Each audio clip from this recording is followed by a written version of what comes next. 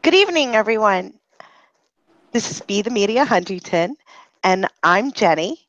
I'm here tonight with Dana Hello. and with Miss Lori. Hi, everybody. And Lisa, we want to give her a shout out. She's not with us tonight, but she's at a Yankee game with her family, having some great downtime. She said if she had a chance, she would pop in to our room this evening and give a shout out to everyone.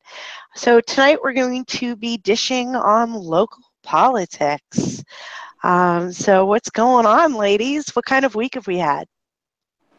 It's very interesting. Very interesting. It's been one of those.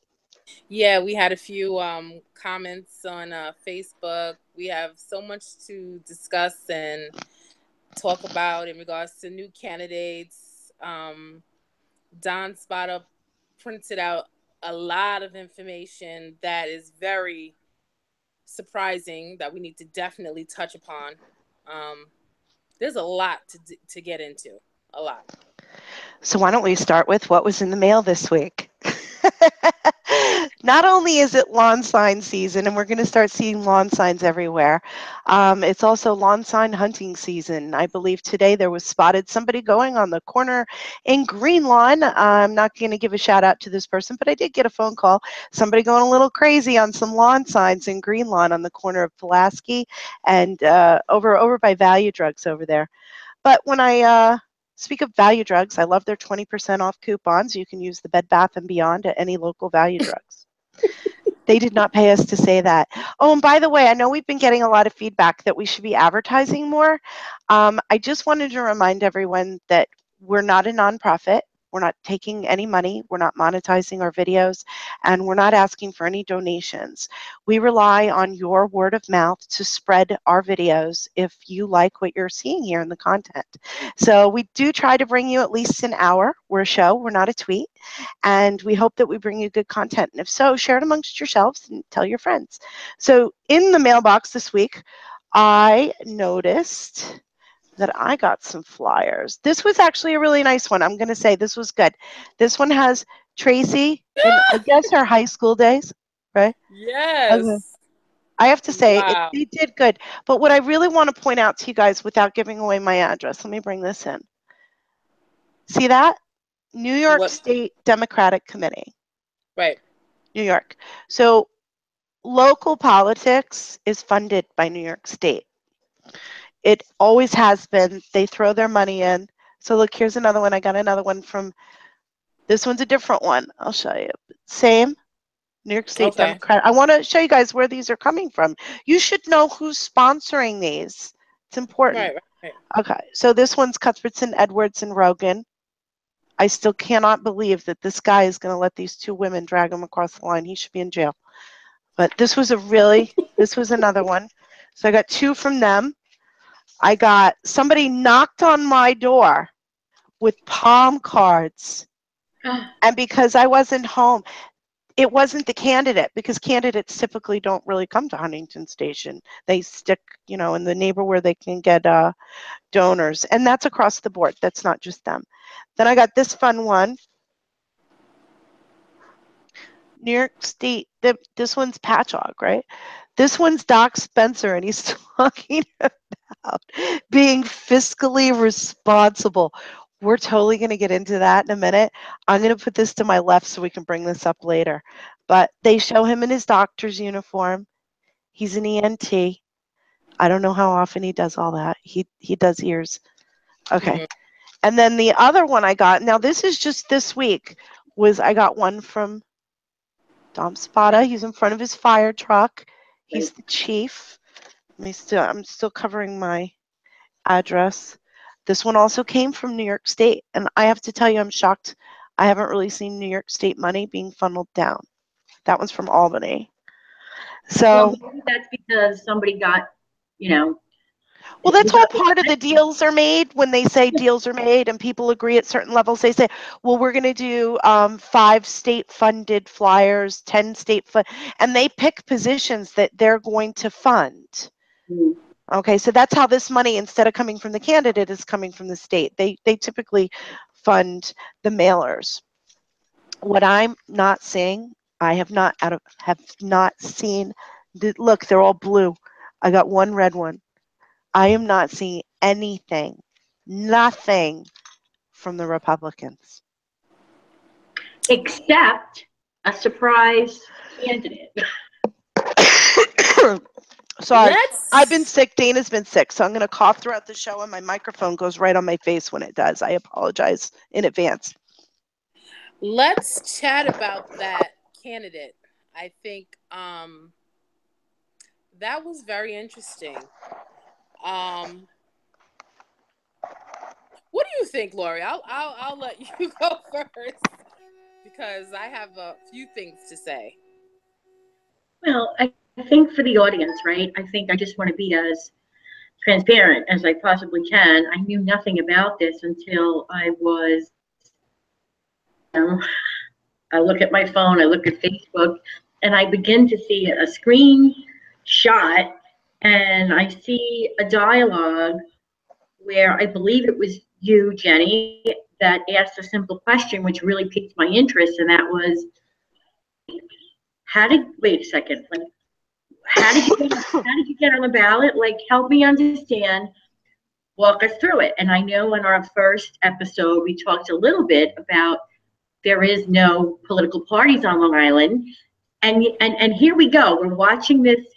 All of a sudden, this candidate is thrust onto the ballot. And it's almost as if we send them a check to say thank you for illustrating in real time, in real life, how this works. So watching everything, and then they highlighted the answers where they capitalized on the write-in. So remember when we talked through that on the first episode? Yes. Remember when we planted a seed? So Dana, like, what was the message there? You could write in the candidate. I know Jenny spoke about it a lot in regards to if you felt as though someone wasn't suitable, you could write someone in. I thought it was coming from the party of reform. I didn't realize you could just write whoever you wanted in. Like, I didn't fully understand the write-in candidate, but now that I'm getting to do some more research, because quite honestly, I was just brought to my attention when we discussed it. And that prompted me to look further. For the first time ever since I've been involved in politics, on my Facebook post, someone basically said that they basically called me a liar, basically, in nice terms. And then they said that I was promoting slander, which I thought was rather funny. And it was insulting because as long as I've done and as long as I've engaged in politics, I've always stayed away from the fluff, and I've always focused solely on what is actual and factually happening. I don't get involved in their personal business. I don't bring up things that are not true. I have no reason. And when we brought up this particular candidate, I was informed that the Huntington Republican Party does not back him. They have nothing to do with him. So when I thanked the person for giving me the information, and I said I would do some more research. And then when I came back and said, well, if the Republican Party is not funding, if they are not backing him, how come he was at the Ronald Reagan Republican Party club with Chad and Jim Leonick, and they were all talking together? In fact, Chad and Jim were, playing the bad cop, good cop routine. And, they were all chummy. Dana? And yes. Just for the viewership, right? So I think we should probably name this person because I feel like this is compelling what you have to say. But Can I just real quick though, we need to address the slander, because basically anyone can come in right now and say what we're doing when we do these shows is slander. When you are a public figure, you are exempt from those kinds of laws, and especially when it comes to politicians. politicians and people in the entertainment business and those that are considered public figures, you are allowed to, otherwise think about how many people on all these comment sections should be sued day in and day out for against the slander laws. I'm allowed to say that Kim Kardashian has a big ass and I won't get sued for it because she is a entertainment public figure for whatever reason, but I'm allowed to say that about a certain industry, and politics and politicians falls into that same category. Exactly. So I'm glad you brought that up because I was definitely going to mention that. So the candidate that I'm speaking of is Michael Raspentini. Am I saying his name right? Yes. I think it's close enough. We know who it is. And basically what was said was that, oh, just because you appear at a convention or a fundraiser or whatever the case may be, that doesn't mean that the Republican Party is backing you. But when you have a Republican event at a Republican club and this person is invited to speak and it's only with other Republicans, I don't know about you, but if it walks like a duck, quacks like a duck, it's probably a duck. And then on the comment, it was made that the Republican Party is very diverse. They welcomed everyone. And Jenny and I both responded. And I said, well, first of all, they're not diverse because when I first walked in, and this was when this particular person was running for town council, I walked in and they asked, was I a Negro? I don't understand what that has to do with me volunteering, but they did ask. And then I went on to further state, how would the community like to know? It's okay. That, I'm a Nazi. You could be a Negro. I'm a Nazi. We're all fucked up. Everybody's calling names, but go ahead. Just kidding. But to me, it was like, why does that matter if I'm volunteering? But he wanted to make a point that they were diverse, so I let him go. And then I further made the statement that how would the community like to know one of the elected officials that are currently on a seat had a Confederate flag waving in the back of him, and it was only removed when I inquired about it. And then I said, then you have another candidate that wanted to separate the Republican Party because all Republicans aren't the same. The ones that live down and around Wall Street are very different than the other ones. And then that's when the slander thing came in. And, he basically said that if, you have proof, how am I going to have proof when it was only myself, the elected official and his aide? I don't think he's going to get up and say, yes, I had a flag.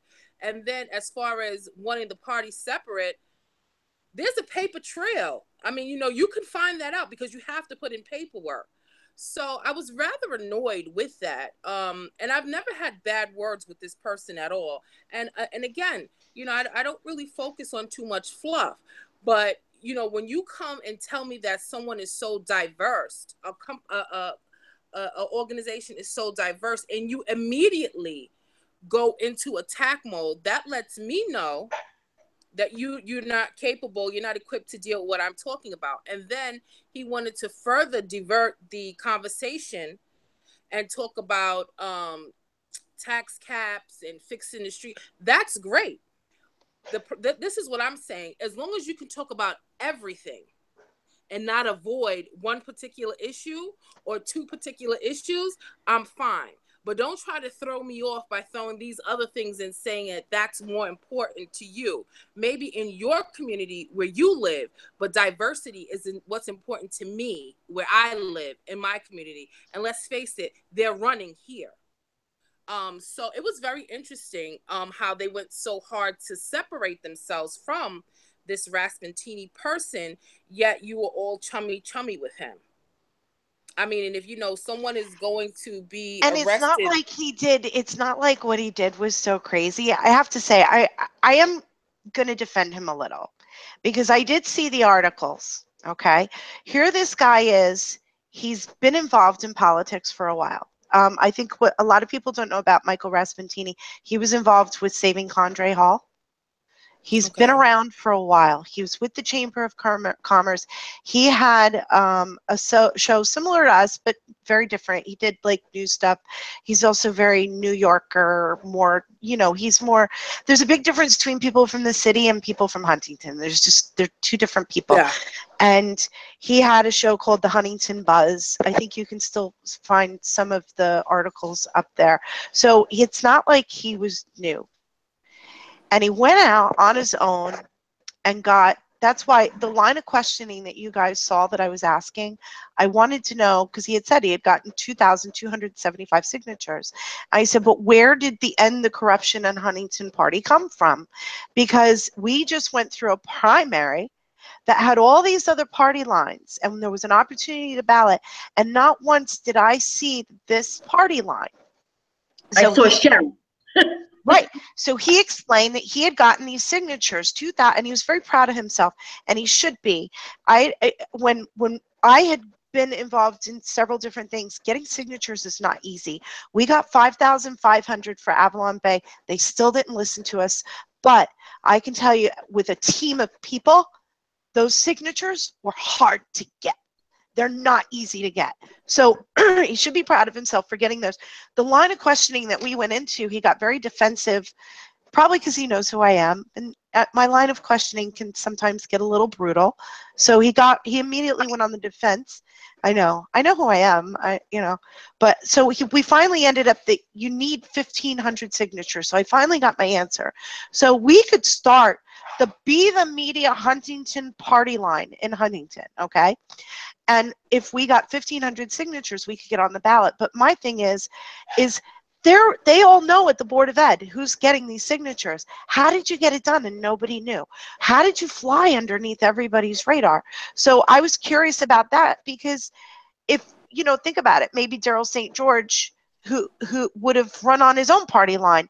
He tried to do it the traditional way and get on a major party line and primary somebody. He found out you can't do that, but with 1,600 people voting for him, technically he could have made his own party line and then broken through the two-party system. So that's where my curiosity had started on that thread.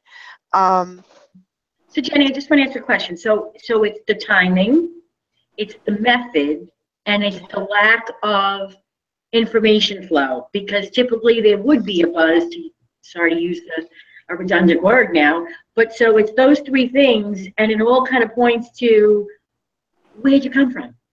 Right. So, and then of course, that's what people are whispering in the background. Who put him up to it? Was it the Republican Party? Was it Gene Cook? Was it the Democrats? I mean, and this is the rumor mill that's flying around. These aren't accusations that I'm saying.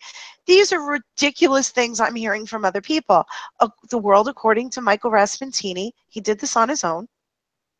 But there are people out there that believe that one of the two major parties put him up to steal votes in whatever way, because they believe it's going to be a close race, and nobody's owning it. I think the only people, I have to let my dog out, unbelievably, the only people that he would be stealing votes from, in my opinion, considering he's approaching the Republican Party, are the Republicans. That's what I think. I'm just let the dog out. It's unfortunate.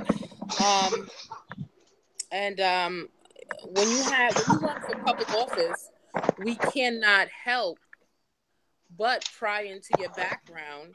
And he has some unsavory things in his background. I don't care if it happened 10 years ago. I don't care if it happened 10 days ago.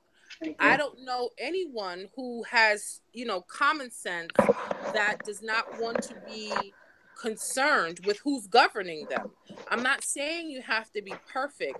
I'm not saying you can't get a traffic ticket. I'm not saying that. What I am saying is that if you're being accused and, the outcome wasn't favorable of certain crimes, that raises a red flag to me. So that's the thing, And though. I did read the articles, and what I found interesting is one was the New York Post.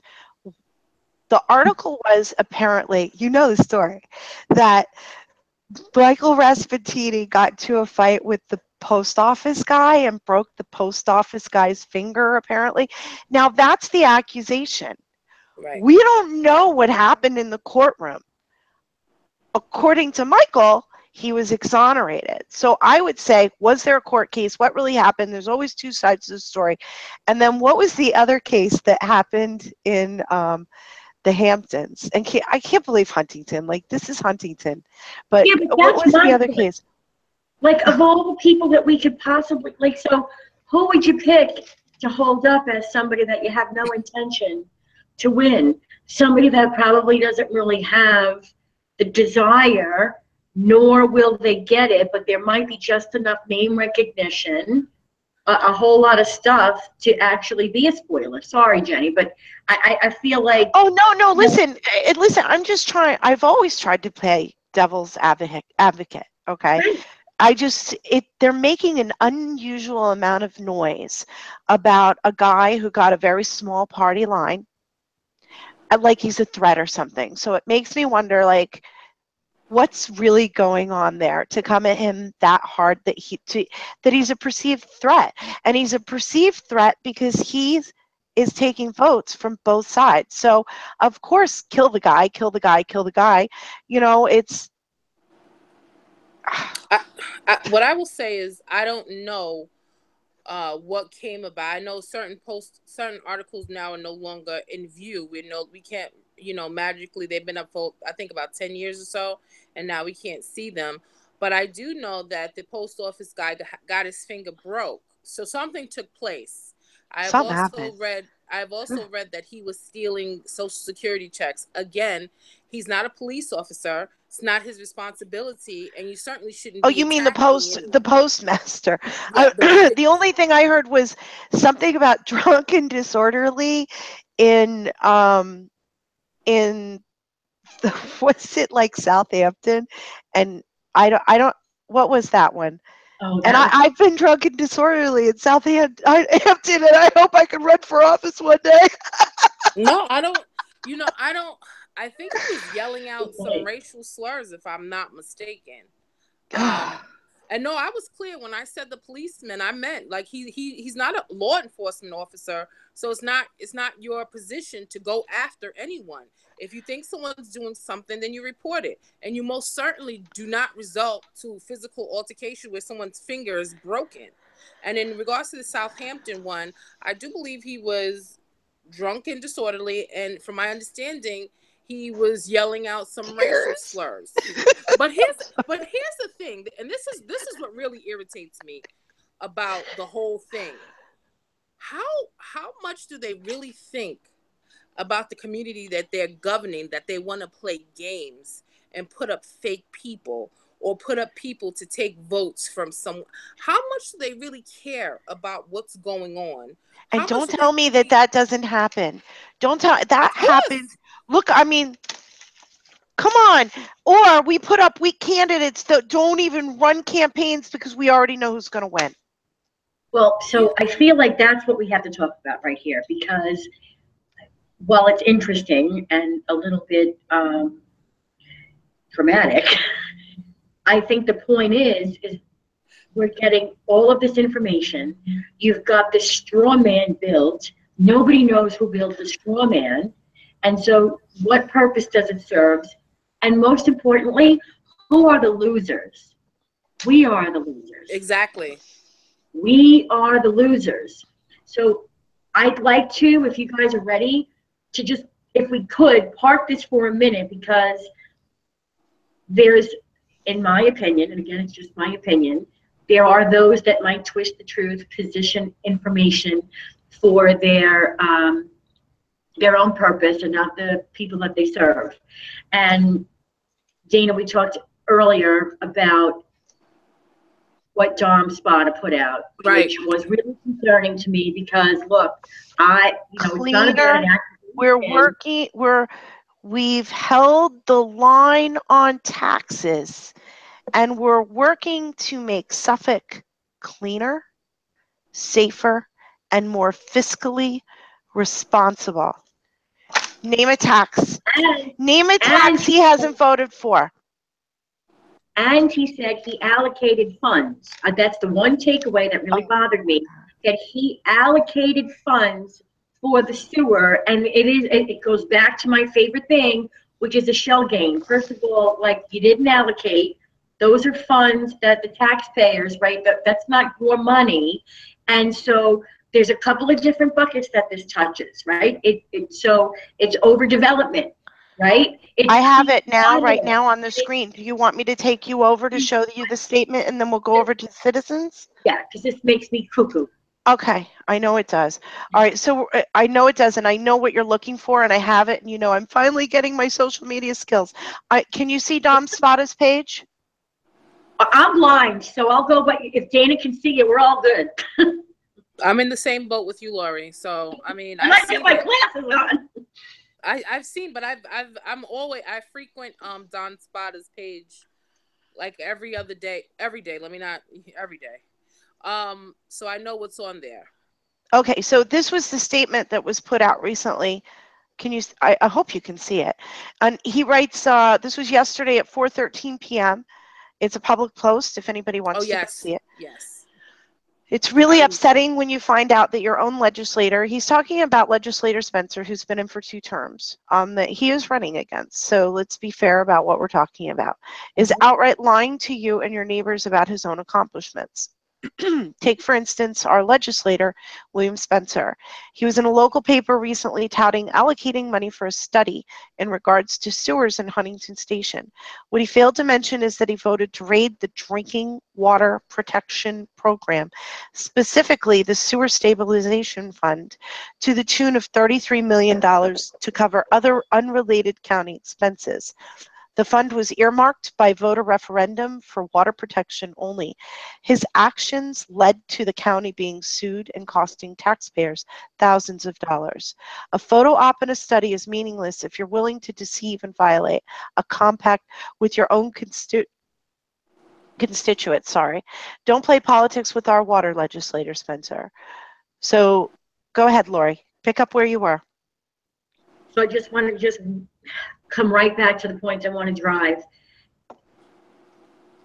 There are facts out there. Not everybody gets them. There are lies. There's twisting of words. There's positioning. I don't know how somebody sleeps at night when it's not your money. And I don't think that this man has a bad heart. I don't question what's in his heart. But I'm just saying what it means for me and my family, you all and your families. We have overbuilding, we're overtaxed, and we're really worried about the water. Does this not touch all of those? And we think that we have our own homegrown swamp right here in Huntington. And if this doesn't reek of that, I don't know what does. I do like let me tell you, I have mixed feelings about the whole campaign in regards to Dom Spada and legislator Spencer. Here's what I do like. I like that Dom is very upfront. I like that Dom provides information that is very simple to read. It's not overcomplicated, and I can show it to someone who may not be as advanced as someone like myself or you, Lori, or Jenny, and they get it. I do like that. What I don't like is when they have just stick to the facts. Don't say anything else, because what happens is that when you start using certain words, it takes away from what you're trying to accomplish. And quite frankly, Dom has enough information that he doesn't have to say too much of anything. Just say, this is what it is, this is what we're facing, and this is what needs to be done. May I for a minute, Dana, because this is where I think you and I, we do differ a little bit, right? So I hear you, like when you're trying to push the facts into a narrative that you're trying to build, it's wrong. And I do think that Dom is pretty good about sharing the facts. But you're right. Like if you could just list on this date, but I feel like when you're looking at the avalanche of all narrative and all positioning and twisting on the other side, it's almost like, how do you not take the facts and try to help the people connect the dots? Because people are so busy that sometimes when you just see the dots and the information and the dates and the this, that we're all just looking for this kind of moment where we're chatting to say, Jesus Christ, what does it all mean, right? Right. Can I show you something? Do you guys know who Stephen Ruth is? The Red Light Robin Hood? Oh, yeah. No. Okay. I want to have him on our show. I think he's going to be the first guy we ever have. It's a great topic. Really compelling. He started by knocking down those red light cameras. Anyways, I want to take you to his Facebook page. Do you have a couple minutes just to watch a small segment from one of our Suffolk County legislative meetings? So how long is it? It's 8 minutes. I know. Our show's an hour. I mean, we tell people they should watch us for an hour. We have a lot of material to cover. I don't know if we have that 8 minutes, because I'm wondering if I could just do like a couple of it. So, you know what? Can I just at least give us a couple minutes so I could show people where to find it? Yeah. Well, Lloyd, were you finished saying what you were saying, though, in regards to what Dom was putting out? Yeah, because I feel like I was hearing you, like there is enough where you might just put just a plain facts out without a narrative, right? To feel like you're trying to get it in there. But I don't know, and I'm not saying, gosh, I hope I don't sound arrogant, that people don't have the ability. Everybody's moving really fast, and it's like, Jesus, what does this all mean? That sometimes you do have to kind of help people get the connection without twisting it to get to the end you want them to receive, but at least connect the dots and let them then make their own decision on how the story ends, right? And that's why I was saying you should watch some of these Suffolk County legislative clips, because when you're trying to frame something that you've heard, like the facts that you know that you heard, usually you have to take it directly to the straight source. So where Dom is getting a lot of this information from is from what's happening at Suffolk County Legislative. And that's why I interrupted you, Lori, because I wanted you to see where to find at least a small piece of that. Because I know the town board meetings you can watch at your leisure anytime you want online. There's a live feed for every town board meeting. But I'm not sure if there is for legislator, but Stephen Ruth has been filming them. So that's why I wanted to take you there and kind of show you, give a little taste of some of the stuff he has in his public stuff so that people can watch it and form their own opinion. And where do you find the tapes that he's making? I would love to show you. Hold on. Let me see. Okay, so this is Stephen Ruth. Can you see me? No, you cannot. No, we can see him. Present to everyone. Okay, you see it. So let me go back, because I have to go to two different screens, one to actually scroll Facebook. So if you go to Stephen Ruth and you go to photos of Stephen and to his albums, you can see he's been doing full legislative clips. So that's his name, Stephen, Ruth. But the one that I wanted to show you guys, but you're not going to be able to hear, is this one. So when you get a chance, and I think I'll put this up on the Huntington View later. Okay. This is one of the most interesting 8 minutes of legislation I have seen. And what it talks about is how there's about we have 18 legislators that represent all the different districts. Okay, Doc Spencer's one of them. And there's about 7 of them that are taking huge contributions, huge, from the PBA. Yeah. Okay? Huge. I'm talking one guy's got like $170,000 in donations from the PBA. All right, so these are union and stuff, PBA. They then vote on the police contracts. Isn't that a conflict of interest? So, and that's what I'm saying. Like when you go back and like Lori, what you were saying, and I'm so sorry, I'm so bad sometimes when I interrupt. It's because I'm like, oh, I know the answer, and I get so excited because I know where to find it too. But when you start watching some of this stuff, and you realize like how completely embedded it is, like, oh yeah, like where are the hundreds of thousands of dollars of it's your tax money. They're it's the way to funnel your tax money into this and voting on the contracts and it's crazy. And I'm totally pro police. I'm not bashing the police. It's not about that. It's not about the unions. It's really about conflict of interest and not recusing yourself and how completely and the numbers. Like, it's not like they gave like, here's $200 for a ticket. Hundreds of thousands of dollars. And you have to agree that if that is the taxpayer money, so at the very core of that sits a fiscal responsibility.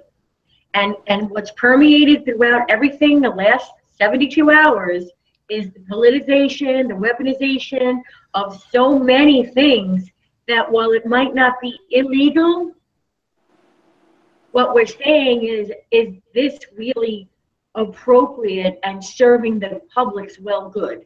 I'm not so sure. Well, you know, and it's interesting, like even on this one, we've held the line on taxes. They didn't raise like what you look at on your tax bill, but they've raised the mortgage. You now pay a percentage when you take out a mortgage to your county. That's another tax, but it doesn't show up on your bill, so they can say they held the line. These red light, because the red light Robin Hood guy, right? So you can get a $30 ticket with like a $50 processing charge. What is that? They just voted to add another $30 to that. So it's a $30 ticket with like an $80 administration fee. What is that? I'm already paying your salary. And to exacerbate that entire situation is some of the things that I've heard coming out of Brookhaven is that, and I think it's in other areas, but where the timing has been rigged, right? Right. In order to boost the amount of revenue, which, again, alleged, but I don't know enough. Maybe our Robin Hood, like I heard Suffolk, and from what I'm hearing and what I'm seeing with the clips, Suffolk County's broke. They're borrowing from the sewer fund. They're borrowing from the water fund. They're doing it to make sure they pay off the police first, because they've been giving them the most money and they could do the most damage to them. Let's be honest. You don't want the police department turning on you. You saw that what happens with de Blasio with that. So it's crazy to me that he is lying, and Suffolk County's in a lot of trouble, and it's pretty bad. And I think people aren't really seeing the big picture there. Suffolk County's broke. I also was just recently down by Wyandanch train station. Have you ladies been down there recently? I think so. With the apartment buildings? How's Wyandanch Rising doing? It has risen so much that it was unrecognizable. I've not been. I have a customer down there. I will tell you that I was really shocked. How many stories is it? It's like a building, right? But it's huge, yeah. And they got like a 30-year tax abatement through the Suffolk County IDA that they didn't have to pay any taxes on that property for 30 years. I mean, I would just like to see the recipients of all, like, who's reaping the benefits, because as I drove in, it turns out by like Acorn, which runs parallel to the tracks, there's an enormous, there's more parking in Wyandanch than there is in all of Huntington Village, and it's just a little train station. And that's the new parking lot, right? It looks like a little city. Yes. Right by the train. That's what they wanted to do with us, but that was the one win we had. We defeated the TOD, the Transit Orientated District, and they wanted to do a quarter-mile circle around every train station and do high density housing. That's why you see the big parking lot with that, and it's all by the train station over in Wyandanch. And that was one of Steve Ballone's like signature legislation. But again, they gave the developer who sold all the apartments and made all the profit a sweet cherry deal of not having to pay taxes on the parcel property in 30 years. And by then it changes hands, and you see the same thing that's happened like over here with Whitman Village with the co-ops, where now the tax abatement period is up, and now the co-op money's going way up, and they're trying to sell and they can't. So it's an even worse situation.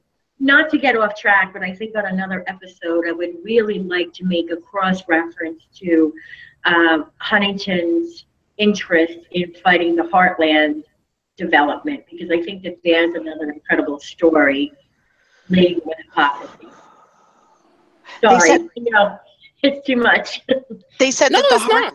No, it's not. The Heartland, they said the density of the Heartland building, which would be the greatest density ever added to, let alone in, smack dab in the middle of an island, was the equivalent of 5 Empire State Buildings.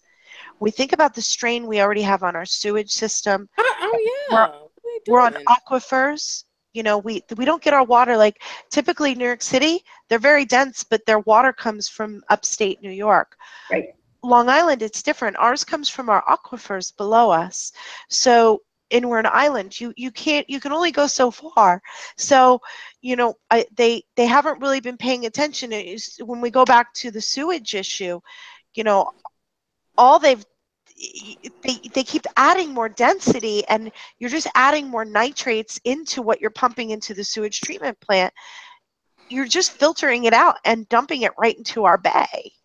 So for the viewers, since you just said the word sewer before, can we just go back to this piece around, let's agree, people in Huntington, people that we know are going to hear sewers and they're going to think, oh, well, praise, hallelujah, we're getting sewers, and isn't this wonderful?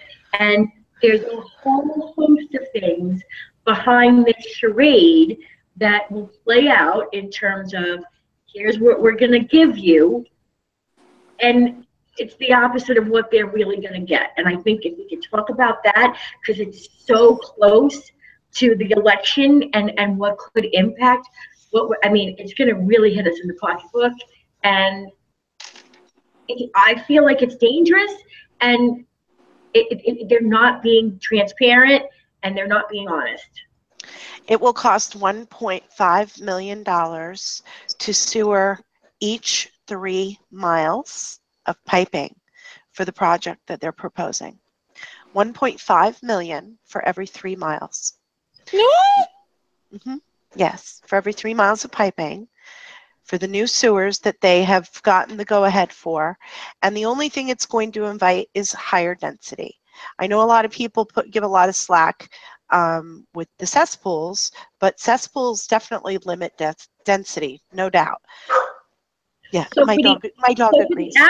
For the average homeowner, there really isn't a direct benefit of sewers to your home as it relates to what you might be charged in the way of additional taxes. Well, It's number really, one, you're going to have to pay for your own hookup to the sewer. So they'll run the line, but you're going to have to pay the cost of whatever it is to tap into that.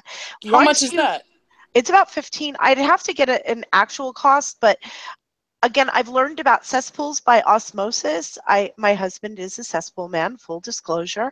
I'm not opposed to sewers. I have to tell you, the men in the cesspool company, whether it's a sewer or a cesspool, they're still getting the work. I'm opposed to not having a good quality of life by having tainted water when my children can't swim in the beach. That's a bigger issue than whether my husband can make money or not. You know what I mean? There's some people, they're in it for the greed. I don't want to see Long Island destroyed. So, and our water and our aquifers, anyways, it's one of those subjects that you get really passionate and crazy about. But I Jenny, believe, I don't want to give you an exact price. I hear things, it's about 1,500. But on top of that, once you hook into the sewer, you've added on a tax line. You have a new No, tax line, see, just like your water. that's too So, much. and that's where they've been taking the money from. When we were talking, like what Dom wrote before, they've been taking it from this line item and this line item to feed this line. So they're taking it from other line items and putting it into this fund to pay back people, instead of taking the money that's in the sewage that they already have and using that to pay for the piping. We're going to see a tax increase. So again, I did go to the meetings a long time ago when this project was first being touted about, and it never left my mind. $1.5 million for every 3 miles of sewage piping. That's just so ridiculous. As if we don't have enough taxes already, as if we don't have enough people here already. You go to the village and you try to have, a family dinner and you have more than 3 people in your family, so you have multiple cars, good luck. I don't want to, I don't go to the city for that reason. I don't want to be on top of other people.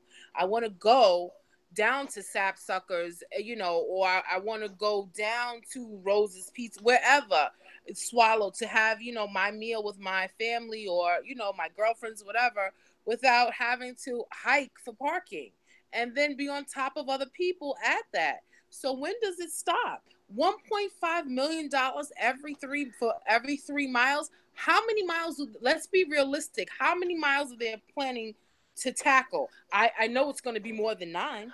All of Suffolk County. And I believe that the plan was also to, sorry, no, go to ahead, go put ahead. in mini sewage treatment plants, which, I mean, you really have to understand the logistics of how it works. So right now, our main sewage treatment plant, which was upgraded within the last decade that I know of, it's down in Hale Site, the area that floods. Yeah. And before they upgraded it, and I think you go down there anytime and it smells worse than high tide. If it rains and floods, just understand that water does find its own table level. And when they talk about the beaches being closed after a heavy rain, just know that, stormwater runoff and being where we are, when you look at Long Island and where we are, the water may go out a little, but it's definitely not the ocean. So you're not getting that clean, cleansing. There's this little old woman who used to come to our meetings. Her name was Elizabeth, and she used to show up with a little beanie crocheted cap on, and she would yell, "Spores! The spores in the water! The tide!" She was the cutest little thing, but she was right. She was absolutely right. And, what's going on in the Great South Bay, we should be worried about. We should be worried about the Long Island Sound. We should be worried about that. Where are the oysters in Oyster Bay? Where are the oysters in Oyster Bay? Where is the clamming industry in Huntington? So that's really the question. Is, I think, if there's somebody out there who's going to hear this, Dana, right? How about they point to us and say, this is why the amount of money that you might pay is worth it, because here's the benefit. All I've seen and all I've heard is that they're taken from Peter to pay Paul for another project that either gets them more of the type of voters in places they want them to fit into that kind of high density and the manufacturedness of the society that they believe, right, should work. They want the urban sprawl. I just don't know that the people that are funding this have a benefit. And if there's somebody out there that can prove us wrong and make a compelling case, God, I'd love to hear from them. I think that's why this election is going to be so monumental, because I think it's time to move away from what's safe, what we know, what we've accepted, and bring in some new, type of government. And we can no longer just go and say, okay, well, he did this and that, we'll check him off because he's a town favorite, or because he's been there, let's see what else. No, if you've been there for whatever your term is, and I'm not just talking about Doc Spencer, I'm talking about in general. If you've already been in your term and you haven't done or brought back what the people of the community you're trying to govern, then it's time for you to go. One thing I like about Dom is that he pinpoints so many things that you cannot help but pay attention. You cannot help but to inquire, because he points things out that you have to look at. What I don't care for when it comes to this Doc Spencer's campaign is that they don't combat it. They don't come back with anything to say, he put out this, but this is why we did that. So for a voter, for me, I'm going to look at it like, okay, perhaps you had my vote because you were a favorite, but here's a guy who's telling me this is what's going on. This is what you're doing. This is how you're spending the money. I don't like it. you can't just, if you haven't learned from Hillary Clinton, don't, bank on your base. You have to actually work. Then I don't know why you're still in office, but that's another story. If he doesn't come back and start saying things, people are, Dom is going to just dominate everything because he gives you the facts. That's just what it is. Do you think ladies, that there's any merit to the fact that, number one, we're on an island? It's a little freaking island. And we can look at people like, I mean, how many people can you just off the top of your head say, Dean Skelos, the cop, Burke, how many off the top of your head, right? Even Mangano and the wife. I mean, I know Ed. I grew up in Crookhaven. Like, it goes back to the 70s. Yeah. We're an island. It's so small. Think about the number of corruption cases. There's really something wrong, and it's not just water. Right. Yeah. No, you're right. You're definitely correct. And we need to. These are the things that need to be addressed, unfortunately. And if your candidate is unable to answer these type of questions, probably shouldn't be running. I shouldn't have more information than they have. I'm just a PTA mom. Can I show you something real quick back on the cesspool thing? Do you know the adage how they create a situation to save you from it? What? Well, they do. I mean, they're creating this situation where now they want another tax line item to get you on the sewers to play with your money. Let me show you something. This happened a while ago.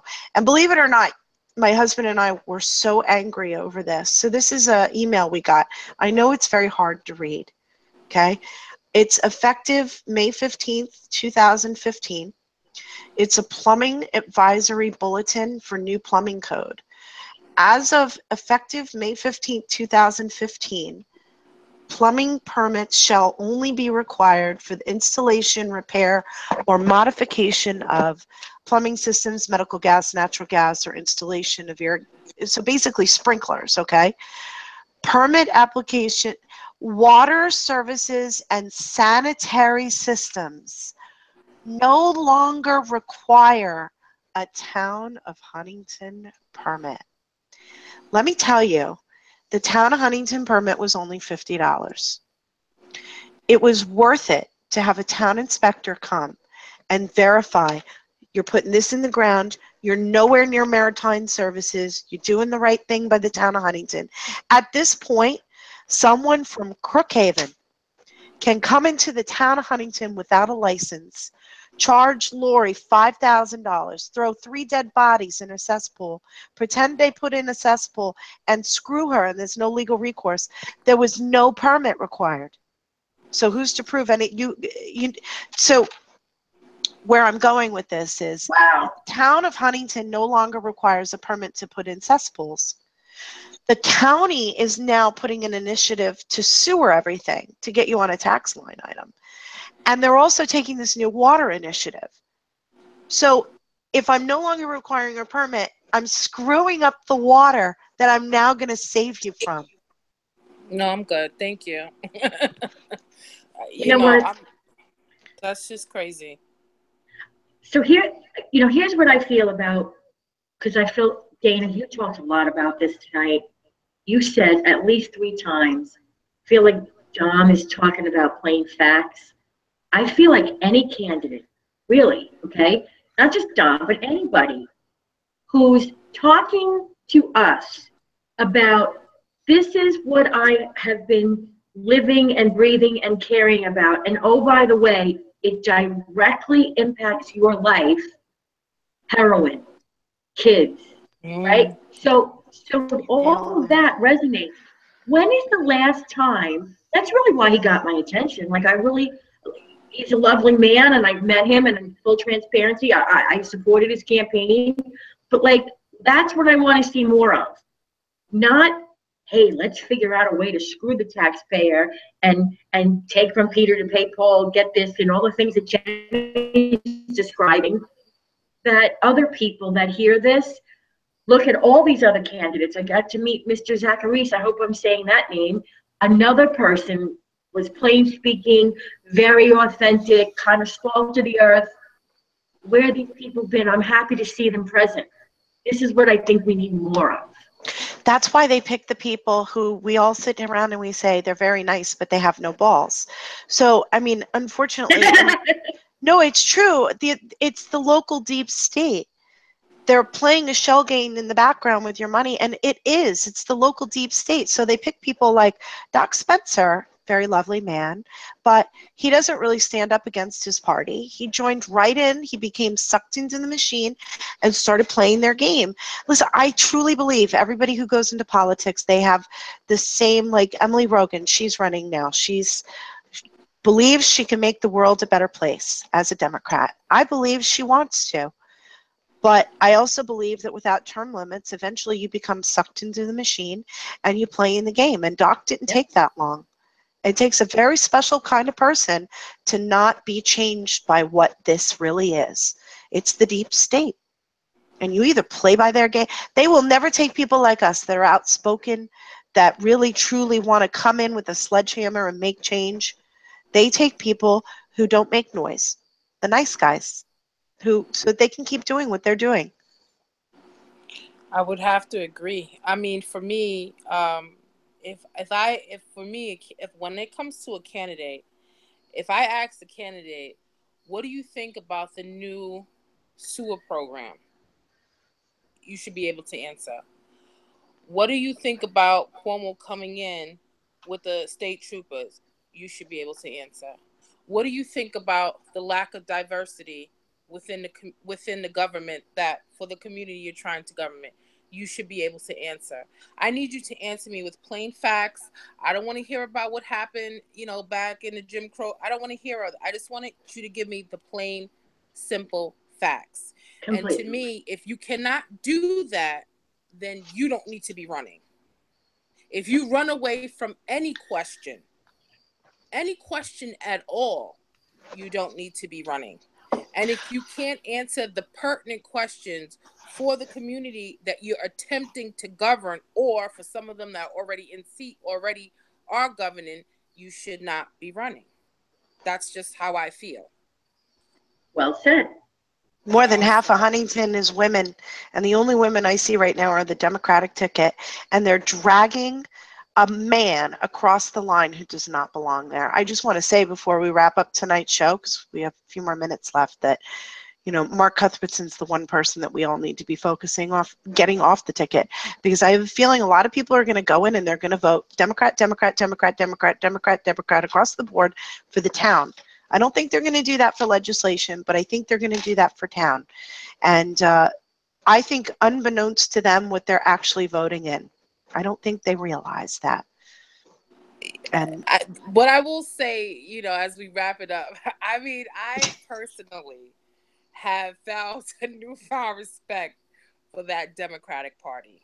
I'm sorry. I know they're not they're perfect, machines. but they have their stuff together.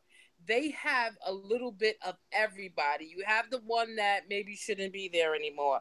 You have the one that's well informed and can articulate and talk about any subject, anything that you want to.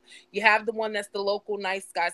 They know who to put where to get elected. Look what they did with Daryl. Look what they did with Daryl. He turned around and endorsed Tracy. Well, I mean, like I said, they know what they're doing. They know what they're doing. So I definitely, and to date, I just want to mention this while we're on air. To date, I have received 3 invitations from the Young Democratic Party. 3. I would like anyone to ask me how many invitations I've received from the Republican Party, BTW, my party, okay, to anything.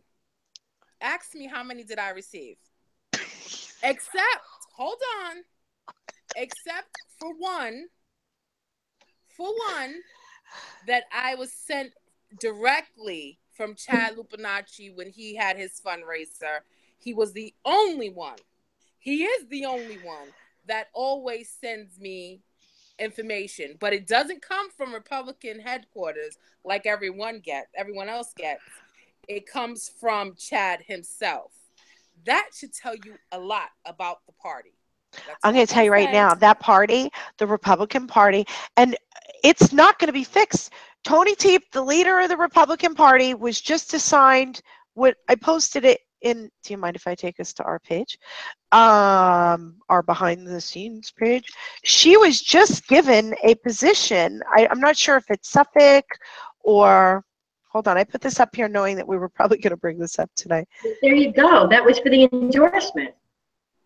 Of course, she plays the. But you gotta play along to get along. You gotta play It's along. pay to play, baby. Pay to play. Pay to play. So what Go is she back. doing now? Can you see my screen? Mm-hmm. Yeah. Okay, good.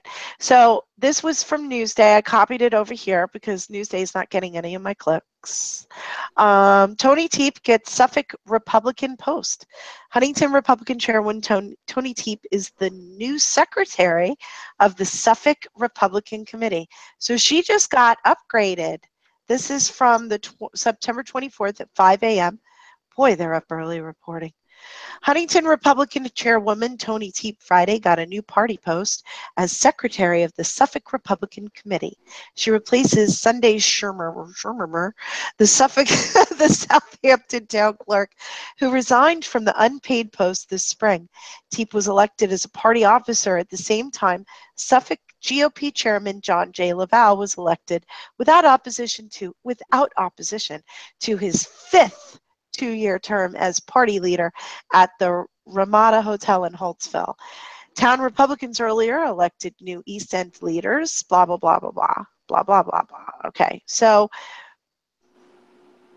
it's just so interesting to me that we have the people that are on the ground, the peasants, know that this woman needs to be replaced, and she gets a promotion. Like, really? And if she leave, I mean, there's a lot of buzz of who might take over her position, and I'll wait until that's announced. But I hope that. Wow, there's a drum roll. I hope the buzz is not the buzz. accurate. That guy, the buzz? No. No, no. Oh dear. No. The buzz of who might take over for her is either Josh Price or her nephew. I can't remember his name.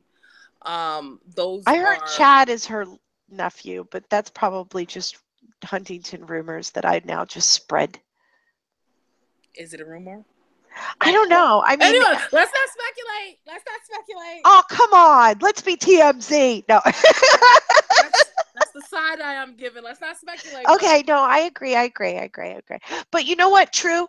We should address some of the rumors sometimes and face them head on, because these are the things you know what we're doing here? We're taking the conversations people that are having in private and we're putting them in public, because everybody's talking about this. They just won't own it. Yeah, that's very true. And the last thing I wanted to say before, because I know we have to wrap it up. Let me just give a full disclaimer in regards to how we operate for Be the Media. Okay, everyone has their own opinion. Every female that's involved, we all come from different walks of life. We all experience different things. We all are within different communities. With that being said, we're pretty much headstrong women. We have our opinion and we don't back down.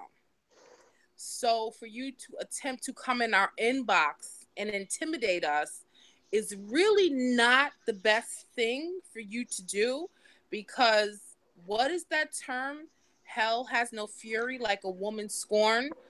When you attempt to intimidate one of us, you intimidate all of us. And if you want to see women power, try to isolate one woman and we'll show you the wrath that we can bring. We will just and it doesn't have to be a big spectacle. Like I said, we're all from different walks, but we'll show you the power that women truly have. Just mess with one of us in the wrong way and try to intimidate one of us, and we will show you what women really are made of. I just had to put that out there because I've gotten some interesting inboxes. Well, yeah. And I've had an interesting week, and Jenny and I chatted about it, right? And I think it's a little bit more than a week, but I think, we can all be better people, right? And Self-growth is a beautiful thing. I've yeah, always said that. self-reflection it's growth. Yeah. It's terrific. But I think my hope for everybody, including myself, is that we steer away from name calling. I just Yeah. think the labels are so divisive. We've got so much going on in the media right now. And like, I agree with you. We've got to stand for one another. We're talking about the diversity in the parties. A lot of that has less to do with race than it does gender right now. In this particular Long Island arena, I'm not saying that it's national.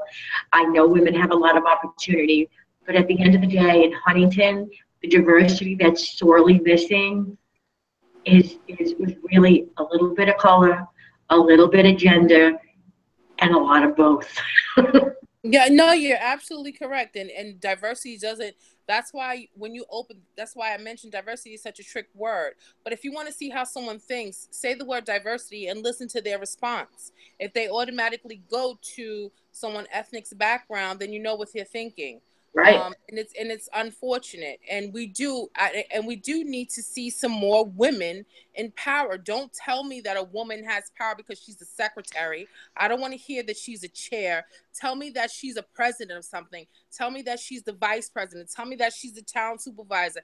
Tell me that she does something that is of significance other than being a secretary. I'm not downplaying secretaries, but that is traditionally a woman's role. I need you to be in something that's a little bit more powerful. And to go back to what you said, like we're all headstrong and we're saying our opinions. I think this is really brave. It's Definitely. not easy to put your opinion, and some of these things are just kind of, it's whatever's top of mind. It is brave. And I don't think anybody really deserves the slings and arrows of name calling and, But it's not just it's beneath what is worthy of the very people that I know live in this community. But Lori, that's the diversity of thought.